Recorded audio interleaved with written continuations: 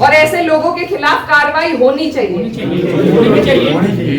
कि पूर्व सांसद के घर में भी माँ बहन होंगी, मेरे घर में माँ बहन भी है, लेकिन सिर्फ धर्म और जात पे बीजेपी को सारी लड़ाई लानी है, क्योंकि उसके अलावा उनके पास कोई चारा नहीं है। मेरे मुझसे भी गालियां दी है, मेरे परिवार से भी गालियां दी है, मेरे माँ के बारे में भी। शामली के कुराली छापुर गांव में बने मंदिर में तोड़फोड़ का मामला अब गरमाता जा रहा है। ये मामला अब सियासी रूप लेता जा रहा है। एक तरफ जहां कैराना सांसद इकरा हसन ने मंदिर में जाकर इस तोड़फोड़ की निंदा करी, तो वहीं इकरा हसन ने भाजपा को भी कटघरे में खड़ा किया। उन्होंने कहा कि भाजपा सिर्फ हिंदू मुस्लिम की राजनीति करती है। सिर्फ इतना ही नहीं, इकरा हसन ने पूर्व सांसद पर भी सवाल खड़े किए हैं। इकरा हसन ने कहा कि पूर्व सांसद प्रदीप चौधरी की समर्थक ने उनको और उनके परिवार को गाली दी, लेकिन पूर्व सांसद ने इसका कोई विरोध नहीं किया। इसके बाद सियासत अब गर्माती चली जा रही है। सबसे पहले आपको सुनवाते हैं सांसद इकरा हसन ने क्या कहा। पहले भी ऐसे कई बार करते आ रहे हैं, लेकिन किसी को अगर पछाड़ना है तो धरातल पर रह के पछाड़ा जाएगा। ऊपर से मैन्युफैक्चर हुए हुए ये जो प्रोपेगेंडा है, उनसे कोई नहीं हारेगा। मैं नहीं हारूंगी, क्योंकि मैं अपने लोगों के बीच में रहूंगी। तो आप लोगों को मैं बस यही बताने आई कि ये बहुत लंबी सोच से आपको और हमें चलना है। मेरी जो भी गलती है, अभी एक भाई खड़े थे, वो कह रहे थे मंदिर में लाइट नहीं है। उनकी बात बहुत अच्छी लगी, लाइटों की, सुरक्षा की, शिक्षा की, इनकी बात हमें करनी है ना, इन पे लड़ाई लड़ो। लेकिन सिर्फ धर्म और जात पे बीजेपी को सारी लड़ाई लानी है, क्योंकि उसके अलावा उनके पास कोई चारा नहीं है। और अगर मैं खंडन करती हूँ उस लड़के का जिसने उस बहन को कुछ कहा है, मेरा सवाल माननीय पूर्व सांसद जी से है, क्या वो अपने समर्थक का खंडन करेंगे जिनसे वो मुझे गाली दिलवा रहे हैं? क्या उनके घर में बहन बेटी नहीं है? मेरा सवाल सीधा सिर्फ उनसे है कि उनका अत्यंत नजदीकी समर्थक, पहले मुझे मुल्ली कहा गया, मुझे आतंकवादी कहा गया, मेरे बाप तक को गाली दी गई, मेरे भाई को कहा गया। जो लोग ये पूछते हैं कि मेवात वालों को माफ कर दिया था और उसे क्यों नहीं माफ किया, उन्हें मैं ये बताना चाहती हूँ कि ये पहली घटना नहीं है, ये पहली नहीं है घटना। और सीधी सीधी जो गंदी गालियां दी गई हैं, वो सिर्फ मेरे नहीं लगी, मुझे नहीं फर्क पड़ता, ना उस व्यक्ति से पड़ता, ना उसके चरित्र से पड़ता, ना उसकी बोली से पड़ता, लेकिन जो संदेश समाज में जा रहा है। और मुझे खुद कप्तान साहब का फोन आया कि आप तहरीर भिजवाइए, मैंने नहीं उन्हें करा, वो भी आज यहीं पे है, कोई भी जाके उनसे ये बात पूछ सकता है, क्या मैंने उन्हें करा था कि तहरीर दो? कप्तान साहब ने खुद मंगवाई। और ऐसे लोगों के खिलाफ कार्रवाई होनी चाहिए।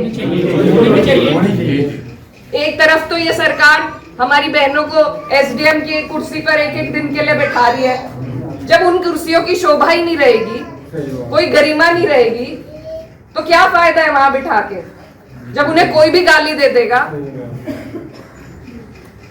मैं तो नहीं समझती इससे महिलाएं आगे बढ़ेंगी।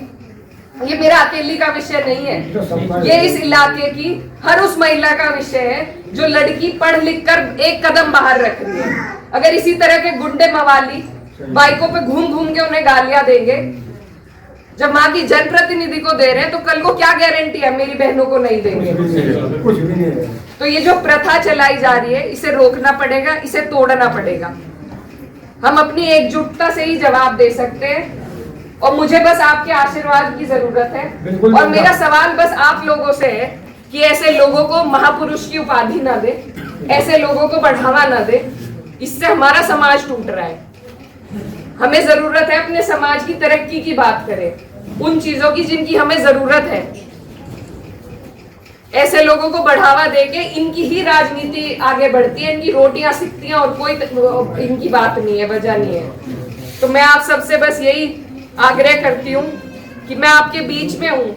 गांव का कोई भी बुजुर्ग मुझे बता दे मेरी क्या गलती थी, मेरा क्या रोल था, मैं पूछने आई हूँ।